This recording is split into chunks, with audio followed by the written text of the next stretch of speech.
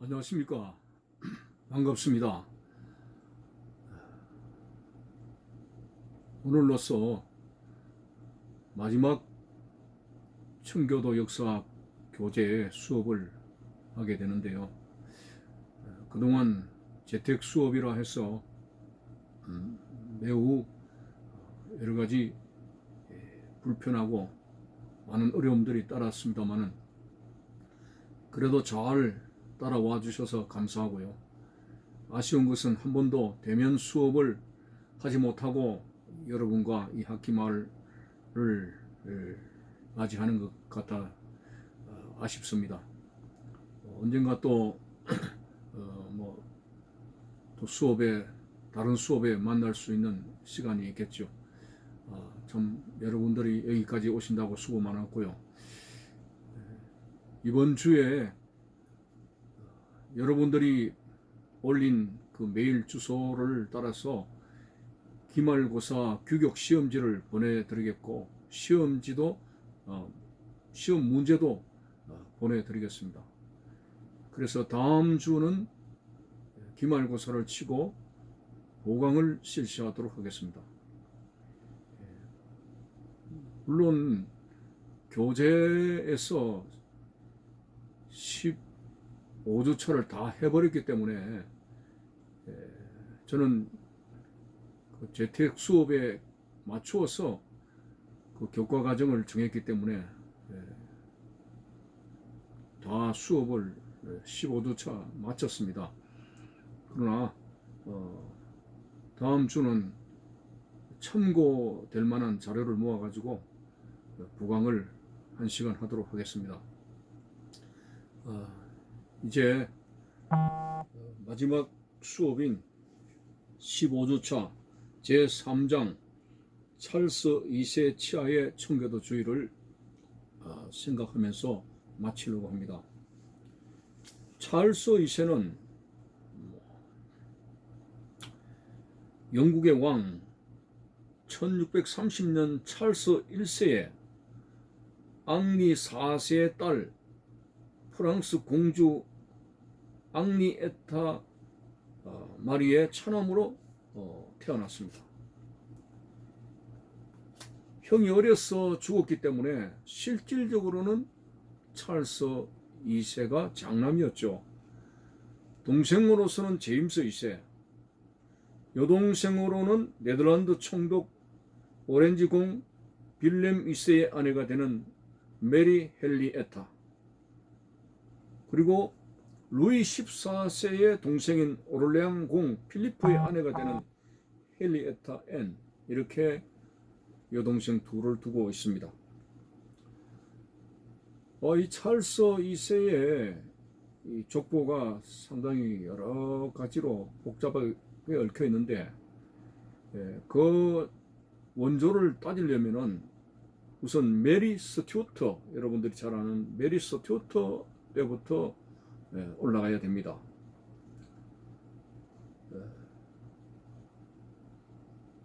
제임스 5세와 마리 더 기저 사이에 메리 스튜어트가 출생했죠. 제임스 5세인 아버지가 30세에 사망을 하게 됩니다. 그래서 스튜어트는 프랑스로 건너가서 16세에 프랑스 왕이 되고요. 앙리 2세의 아들 프랑스와 2세와 결혼을 하게 됩니다. 그런데 프랑스의 왕 앙리 2세가 사망을 하게 되고 스튜어트는 프랑스의 왕비가 되죠. 왕비가 된 지 1년 만에 남편 프랑스와 2세가 사망을 또 하게 됩니다. 그녀가 프랑스와 왕비로 계속 남지 않고 스코틀랜드로 건너가서 스코틀랜드 왕이 되었습니다. 그래서 거기서 스코틀랜드의 두 번째 남편인 달리경 사이에 난 아들이 제임스 6세이고 그 제임스 6세가 영국의 엘리자베스 1세 사망 후에 제임스 1세로 영국으로 건너가서 왕으로 부임하죠. 그 제임스 1세가 덴마크의 앤 공주와 결혼했고 해가지고 찰스 1세를 낳습니다. 제임스 1세와 앤 왕비는 3남 4女를 두었는데 유년기를 넘긴 형제는 큰형 헨리와 누이 엘리자베스 그리고 찰스 세 분이었습니다. 이 찰스는 왕위에 오른 직후 끝내 카톨릭 대국 프랑스 부르봉 왕가의 공주 앙리에타 마리와 혼인을 했습니다. 그래가지고 그 둘 사이에 찰스 2세는 차남으로 태어났다. 이렇게 족보를 올라가게 되는데 참 복잡하죠. 한마디로 찰스 2세의 혈통은 영국과 프랑스와 스코틀랜드와 덴마크 이 4개국의 혈통을 오고 갔다. 이렇게 보시면 되겠습니다. 청교도 혁명이 일어나가지고 잉글랜드의 국내가 위험해져서 찰스 2세의 어머니와 동생과 함께 1646년에 프랑스로 망명을 하게 되죠. 1648년에 네덜란드로 가서 매제인 빌렘 2세의 지원을 받아서 무턱대고 함대를 출항시켰지만은 별다른 계획이 없었기 때문에 도로 네덜란드로 돌아온 경력이 있습니다. 1649년 아버지 찰스 1세가 의회군에 붙잡혀가지고 처형을 당하죠. 네덜란드 의회의 압력으로 프랑스로 옮겨갔습니다. 1649년 2월 5일에 혁명에 반대하던 스코틀랜드가 찰스 2세를 왕으로 추대하자 6월 달에 스코틀랜드에 상륙해가지고 1651년 1월 1일 찰스 2세는 대관식을 받고 스코틀랜드 왕위에 올랐습니다. 그 후에 올리버 크롬웰의 군대와 맞서 싸웠습니다. 던바 전투, 우스터 전투에서 연이어 싸웠으나 참패를 하게 되자 다시 프랑스로 망명하게 되었습니다. 이후에 크롬웰 정권이 붕괴될 때까지 프랑스에서 망명 생활을 해야 했던 찰스 2세였습니다. 그러던 1658년 어느 날 청교도 혁명의 주역이었던 올리버 크롬웰이 죽고 아버지의 뒤를 이어 호국경이 된 아들 리처드 크롬웰이 잉글랜드 내부의 반 크롬웰파 세력들이 일으킨 쿠데타로 실격을 해버립니다.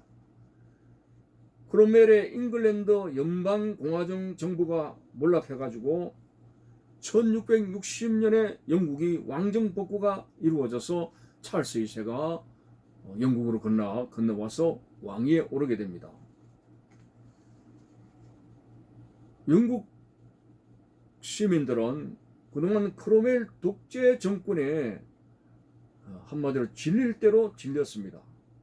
그게 무슨 말이냐면은 이 크롬웰 장군이 청교도주의의 엄격한 교리를 가지고 정치를 했기 때문에 국민들이 어떤 면에서는 숨을 쉴 틈이 없는 그런 생활 속에서 살았다 이거죠.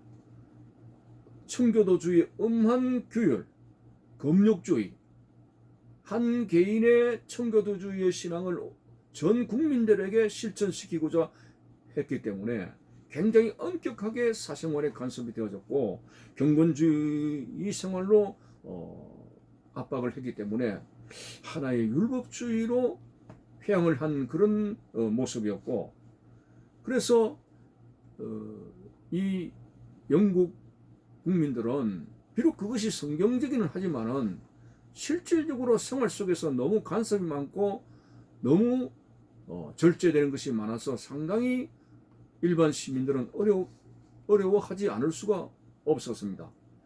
그래서 크롬웰의 독재 정권이 무너지고 그들은 다시 왕이 자기 나라를 다스려서 뭔가 자유스러운 분위기를 갈망하는 그런 분위기였습니다. 사실상 우리가 목회를 생각하더라도 목회자의 영적 수준, 일찍 일어나서 기도하고 매일 새벽 기도하고 경건생활하고 뭐 이런 어떤 신앙관으로 모든 교인들을 목회자의 어떤 신앙 레벨로 맞추고자 한다고 했을 때 굉장히 율법주의적인 그런 분위기 속에서 힘들어하는 그런 경우들이 있습니다. 저 같은 경우는 교인들 가운데 술과 담배를 하게 되는 끊지 못하는 교인들도 있었죠. 그들에 대해서 술, 담배 하지 말라는 그런 어떤 겉으로 드러나는 말을 하지 않았습니다. 내 생각에는 저들이 말씀을 통해서 거듭나고 은혜를 받으면은 자연적으로 술과 담배를 끊을 수 있지 않겠나는 바람 때문에 너무 목회자의 경건 생활에 레벨을 맞춰 가지고 아직까지도 승화되지 못하여 세상적으로 뭔가 하고자 하는 그 사람들에게 압박감을 주는 것은 오히려 신앙생활에 역행을 가져온다, 그런 생각을 하게 된 것입니다. 제가 일명 텍사스 목회를 한 20년간 하게 됐는데, 한마디로 윤락촌입니다. 윤락촌에서 제가 목회를 하게 되는데, 몸을 파는 그 여인들에게 그것은 죄라고 빨리 벗어나라고 하는 말을 하지 않았습니다. 왜냐하면 아직까지도 그것이 그들의 생활의 생계의 수단이고 터전이기 때문에 갑작스럽게 그 생활을 끊으라고 하면은 목줄을 좋아하면은 압박감이 있습니다. 그래서 저는 라합이라고 하는 인물을 들면서 기생이라고 하는 호칭까지도 사용하기가 그들에게 힘들어 했죠. 그래서 한 20년 결과를 보게 되니까 자연적으로 은혜를 받으니까 그 생활을 청산하게 되고 결국은 완전하게 신앙으로 돌아오면서 교회의 직분을 가지고 충성하는 어떤 결실을 맺게 되었습니다. 자, 이런 것을 생각해 볼 때에 올리브 크롬웰이 비록 청교도주의, 정말 좋은 신앙의 정신을 가지고 성경적으로 살려고 하는 그 원칙을 가지고 있는 그런 장군이었습니다. 자, 그동안 사실 영국이 국교도에 치중해가지고 청교도주의가 여러 번 탄압을 받았고, 또 캐톨릭 색채의 어떤 영향 속에서 많은 어려움을 겪었습니다. 그러던 영국이 그러한 가톨릭 색채를 가지고 있는 국교도주의의 왕정이 무너지고, 그러면은 이제 청교도주의로 나라를 만들어야 되겠다. 좋은 결심을 하고 국민들은 기대를 했죠. 정말 청교도주의, 국민들은 기대에 부풀었습니다. 그리고 장로주의에 대한 기대도 했습니다.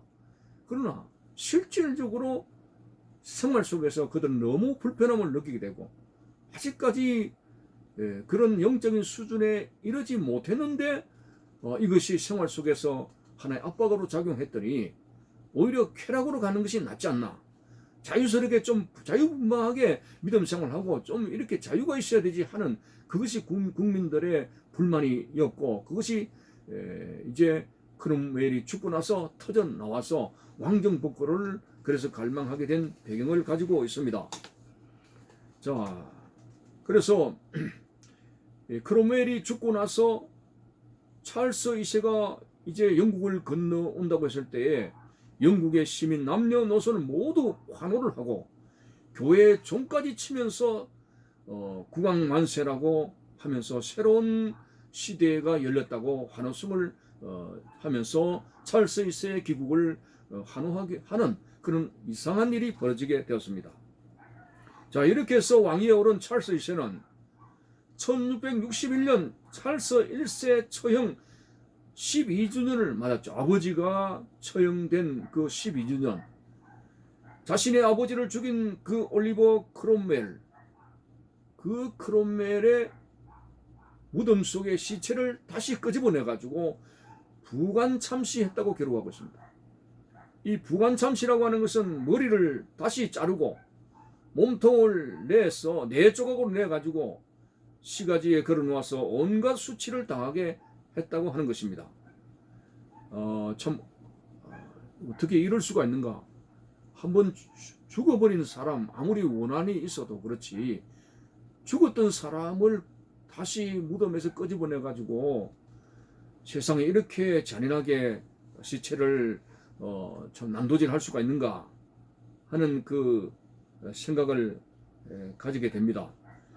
그래서 이 한간의 내용이 그 찰스 2세가 크로멜 장군의 죽었던 시신을 목을 내리치는데, 이 크로멜 장군의 시신을 방부제 처리를 얼마나 잘 해놨던지 썩지를 않게 되고 그 목을 치는데 30번을 내리쳤다고 하는 거죠. 30번을. 목이 안 잘려가지고, 시체인데도 불구하고 목이 안 잘려가지고 방부제 처리가 잘 돼가지고 그 목이 안 잘려서 30번을 쳤다. 이야, 대단하죠. 제가 목회를 할 때 집사님 한 분이 별명이 꼬리치는 여자입니다. 제가 신방을 가면은 늘 꼬리를 쳤죠.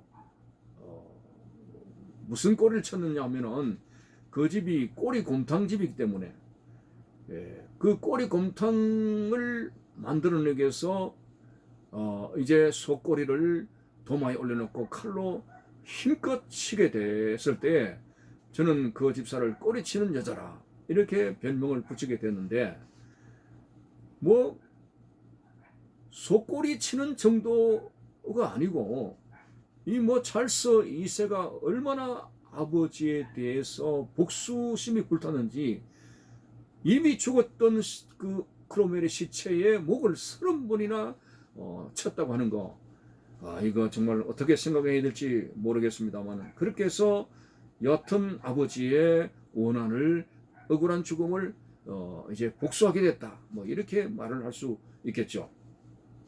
자, 한편으로는 이제 찰스 2세가 왕이 되었을 때에 아버지 찰스 1세 때는 의회와 늘 충돌을 하게 된 것을 생각하면서 찰스 2세 아들 같은 경우는 의회와 대립을 하지 말아야 되겠다. 귀족층과 의회와 협의를 해서 통치를 해야 되겠다. 그런 뼈저린 생각을 하게 됐죠. 그러나 당시 잉글랜드 의회의 위세가 크롬웰의 독재 정체를 겪으면서 매우 실추되어져 있기 때문에 찰스 2세 역시 의회를 압박하거나 해산하기도 했지만은, 그래도 자신의 아버지이자 부왕이었던 찰스 1세와는 달리 의회 세력들을 완전히 적대하거나 배척하지 않았다. 이런 그 정치 형태였습니다. 자, 이런 와중 속에서 1679년에 의회는 자유에 대한 중요한 법안을 하나 통과시켰죠. 그것이 뭐냐면 인신보호영장이다. 이게 무슨 말이냐면은 시민이 범죄하더라도 재판이 있기 전에는 죄수를 무기한으로 억류할 수 없도록 하는 법안, 그것이 바로 인신보호영장이다. 이걸 하나 의회가 통과를 시키게 되었습니다. 영국의 군주들은 단순히 자신에게 반대한다는 이유로 사람을 간단하게 감옥에 넣거나 사형시키는 등의 처벌을 할 수 없다. 이렇게 의회가 주장을 하고 법령을 통과시킨 것이죠. 자, 이제 찰스 2세가 왕위에 있는 동안에 두 차례의 영국과 네덜란드 전쟁을 벌이기도 했고, 막 기습적으로 2차 공격을 한 것이나 프랑스 루이 14세의 밀약을 맺어서 3차까지 했지만은 다 크게 대패했습니다. 그럼에도 불구하고 국내 정책에서는 크롬웰 정권의 잔재를 청산하고 아버지이자 전 국왕인 찰스 1세와는 다르게 귀족과의 협력을 하면서 안정된 국정 운영을 하는 등 잉글랜드 백성들로부터 좋은 평가를 받았다고 하는데, 이것도 아이러니할 수가 한 일이 아닐 수가 없는 것이죠. 자, 이 찰스 1세는 표면상으로는 잉글랜드 성공의 신자라고 그렇게 내세웠습니다. 사실상은 이 찰스 1세는 카톨릭 신자가 아니냐는 의심을 받고 있었고, 카톨릭 신앙을 몰래 유지하고 있었다고 했습니다. 그래서 그가 죽기 전에는 카톨릭 신부에게 고해성사를 하고 죽기를 원해서 몰래 신부가 궁중에 들어와서 임종을 지켜봤는데 가톨릭 신부가 임종을 지켜봤다. 그런 이야기죠. 자, 이 찰스 2세의 사적으로 잠깐 보면은요, 한마디로 대단한 호색가다. 보통은 한 명 내지 두 명을 두는 공식 애첩을 이 찰스 2세는 한 번에 여러 명을 둬가지고 궁중에서 정부들끼리 신경전이 벌어지도록 그렇게 호색가였다. 그리고 전해지는 말에 의하면은 수많은 사생활을 두었고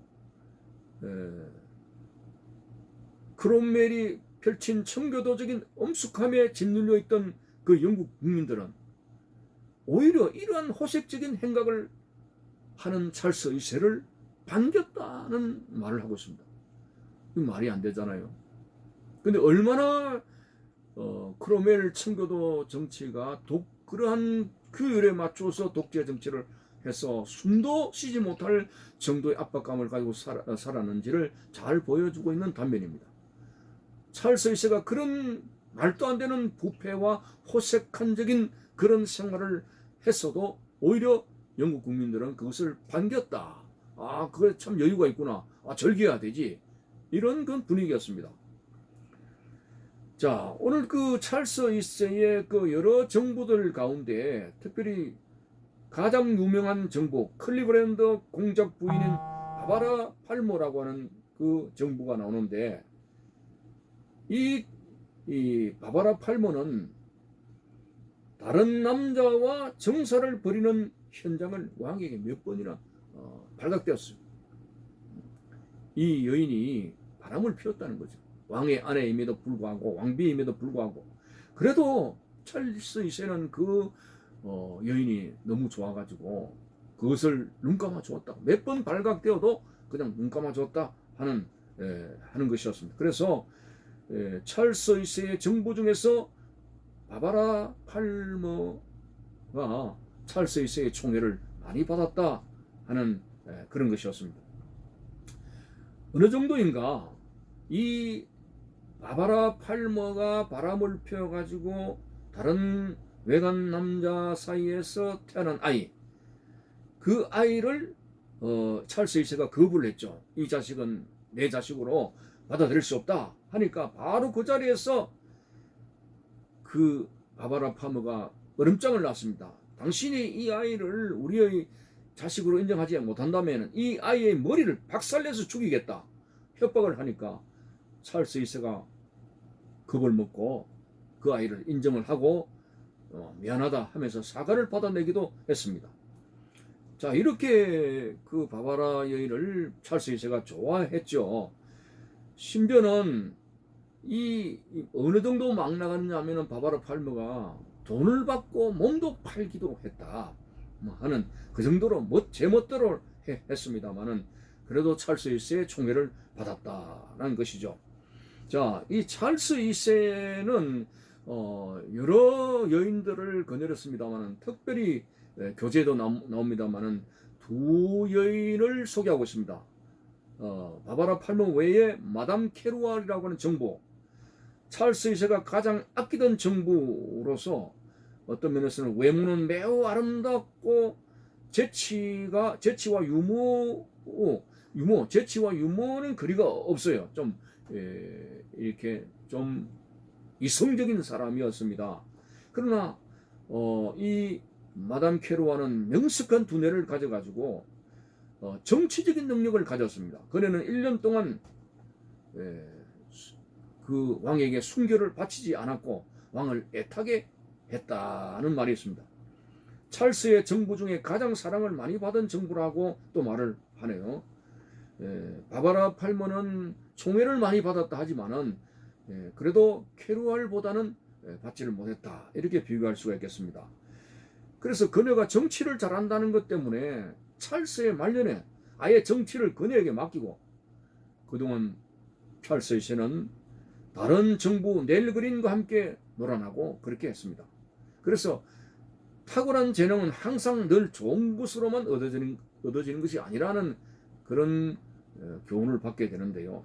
그 다음에 넬거윈, 1650년 2월 2일 런던의 매우 가난한 집안에서 태어났습니다. 17세의 나이로 희극 배우가 되었죠. 외모가 매우 아름다웠습니다. 집안이 가난해서 돈벌이로 배우가 됐는데 어느 날 길거리에서 공연을 하고 있는데 그때 찰스 2세가 공연을 보면서 침을 질질 흘리고 반했다고 하는 것이죠.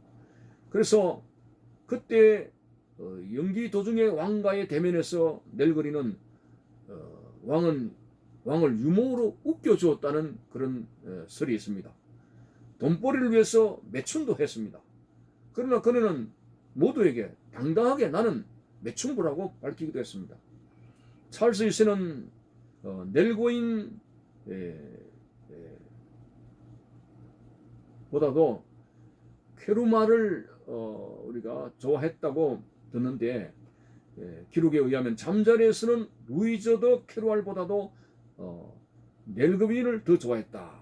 그는 매춘부 출신이었기 때문에 누구보다도 더 찰스에게 열정적이었다. 이런 말을 하고 있습니다. 모든 사람에게 매춘부라는 사실을 당당하게 나타냈던 넬거윈 찰스 2세의 정부였습니다. 귀족 부인들이 그네를 천시했을 때 그네는 니네가 귀족 부인이라 할지라도 결국은 왕의 창녀들일 뿐이다 라고 맞받아쳤습니다. 특히 왕의 정부 바바라는 넬거윈을 매우 무시했는데 이에 대응해서 넬거윈은 그녀들에게 같은 장사를 하는 사람들끼리 서로 좋아하지 않는 법이지요 라고 여유있게 유머로 받아치기도 했습니다. 자, 이렇게 찰스 2세의 그 사적 생활들 아주 참 쾌락적이고 한마디로 부패한 그런 생활의 모습이었습니다. 그런데 시민들이 얼마나 크롬웰 독재의 엄격한 그런 청교도주의에 눌렸어인지 오히려 이렇게 자유방만한 그런 찰스 2세의 생활을 반기기도 했다는 것이 아이러니하지 않을 수가 없다고 하는 것이죠. 자, 이런 찰스 2세가 이제 런던에 입성하기 전에 찰스를 따르는 수도원의 승려들과의 합의를 했는데 그 합의서가 찰스가 선포한 것이 네덜란드 브렌다에서 발표한 브렌다 선언입니다. 이 브렌다 선언의 골자를 세 가지로 보면은 첫째, 크롬웰 혁명에 가담했던 자들의 대역죄를 대폭 사면하고 그러니까 한마디로 아버지를 죽였던 그 크롬웰에 대해서는 복수심에 불탔고 그렇게 부관 찬시했지만은 그러나 가담했던 자들까지도 그렇게 대하지 않았고 그들의 대역죄를 대폭 사면하고 그 기간에 몰수된 토지를 원상 회복시킨다는 선언을 하게 되는 것이죠. 둘째, 종교적인 간용 정책을 시행한다. 계속되는 가톨릭과 국교대와 청교도 이런 어떤 종교의 마찰로 인해 가지고 그것이 정책의 양상으로 나타나가 나라가 혼란스러운 거, 시민들이 혼란스러운 거 이거 원치 않는다 이거죠. 그래서 어떤 종교이든 간에 왕국의 평화를 교란하지 않는 종교라면 관여하지 마라. 뭐 이런 어떤 간용 정책을 시행을 했고요. 세 번째는 크롬웰 혁명 당시에 그 군인들도 임금을 받지 못한 군인들도 많이 있고요. 군대에 체불 임금을 지급하라. 혁명군도 포함을 시키겠다. 그러면서 국왕이 임명하는 소수의 군대를 재임명한다는 이런 골자로 네덜란드의 브렌드에서 찰스 2세가 선포를 하게 되고 이제 백성들의 환호 속에서 런던으로 입성하게 되는 찰스 2세의 입성을 보게 됩니다. 찰스 2세가 영국의 왕으로 건너와 런던에 들어오게 될 때 공교롭게도 찰스 2세의 30번째 생일이었던 1660년 5월 29일이었다. 이렇게 볼 수가 있겠습니다. 자, 찰스 2세가 이렇게 네덜란드의 브렌다에서 신앙의 자유를 존중하기로 약속했습니다.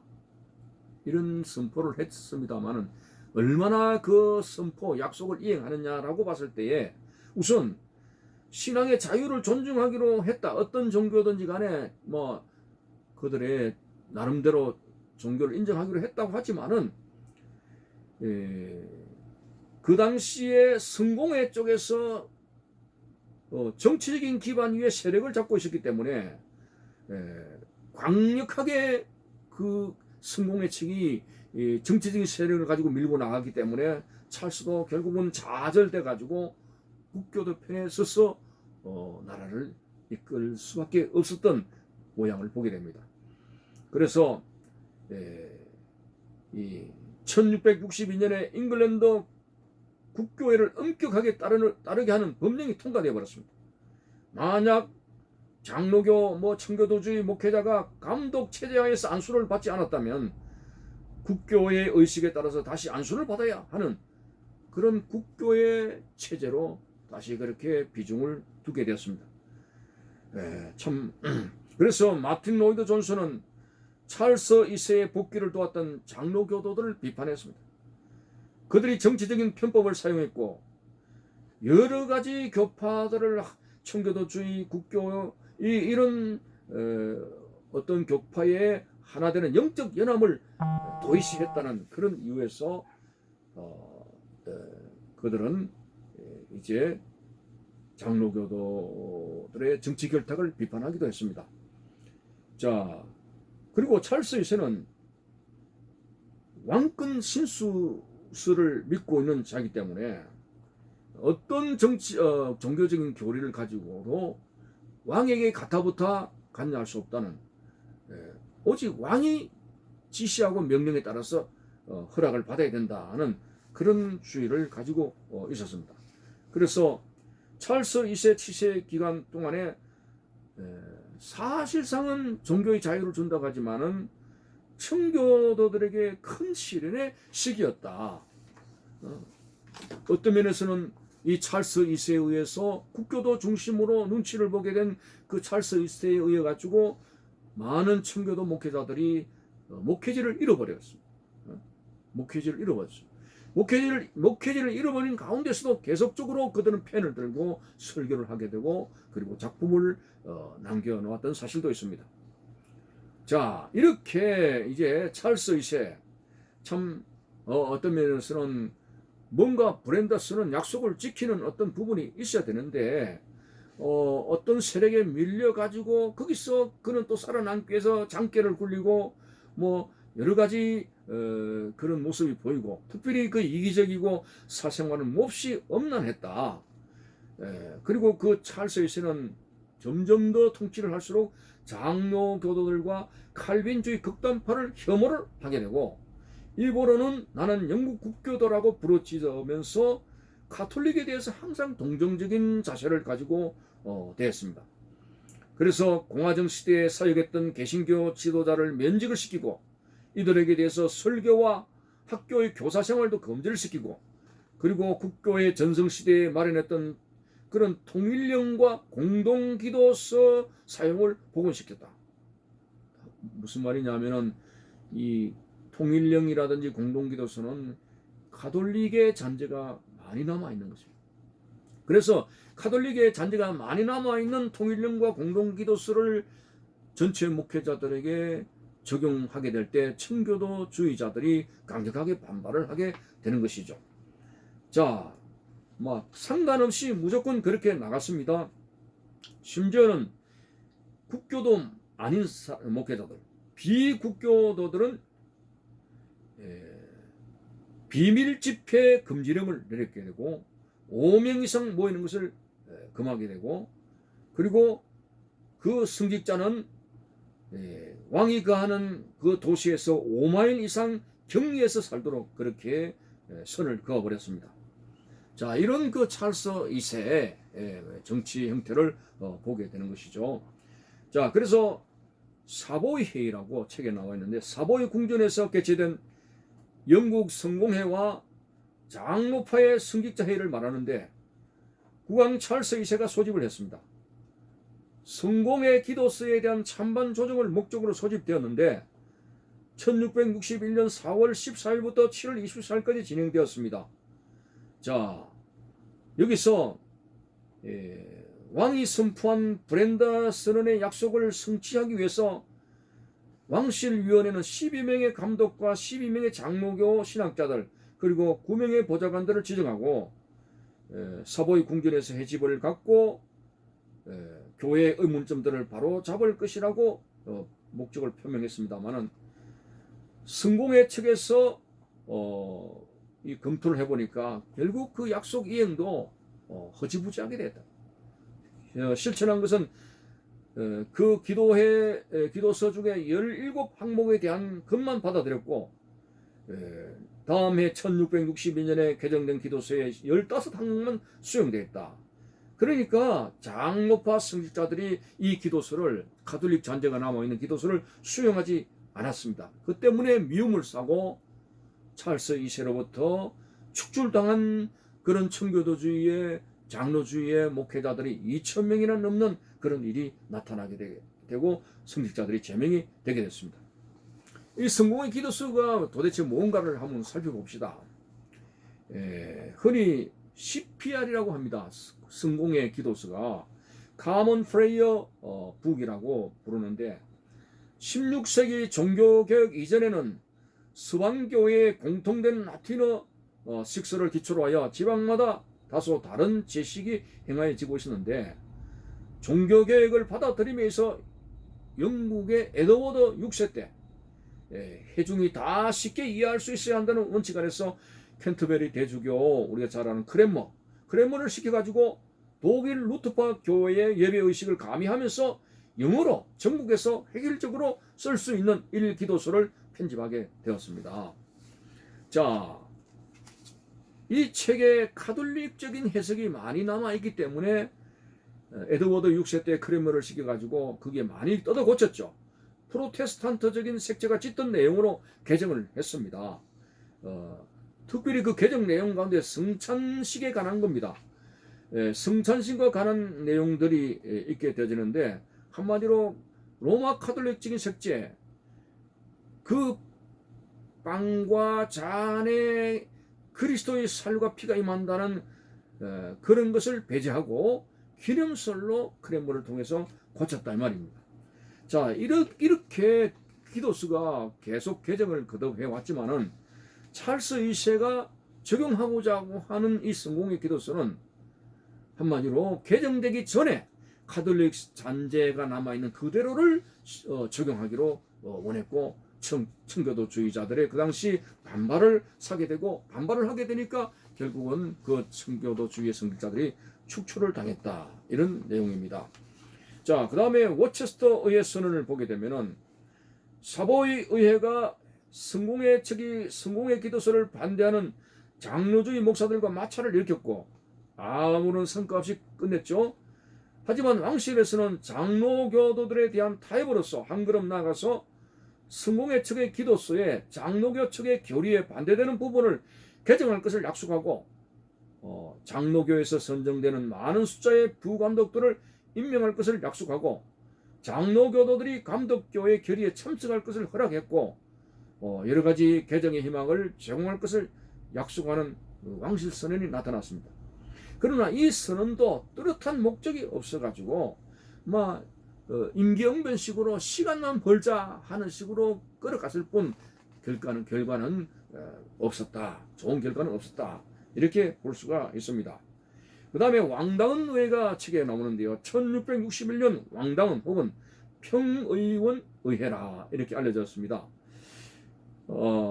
이 왕다운 의회로 말미암아 가지고 확실하게 찰스 2세의 어떤 속에 있는 내심이 드러난 거죠. 여태까지 타협했던 것이 다 사라지게 되었습니다.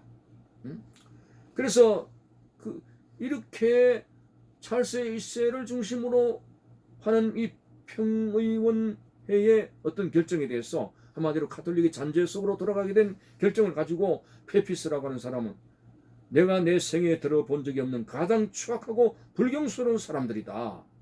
이렇게 그 사람들을 신랄하게 책망을 하게 됐습니다. 한마디로 불경스럽다 이 말은 그 통과시키는 것들이 청교도주의에 대한 심각한 훼손이기 때문에 그것은 불경건하다 이렇게 보게 되는 것이었습니다.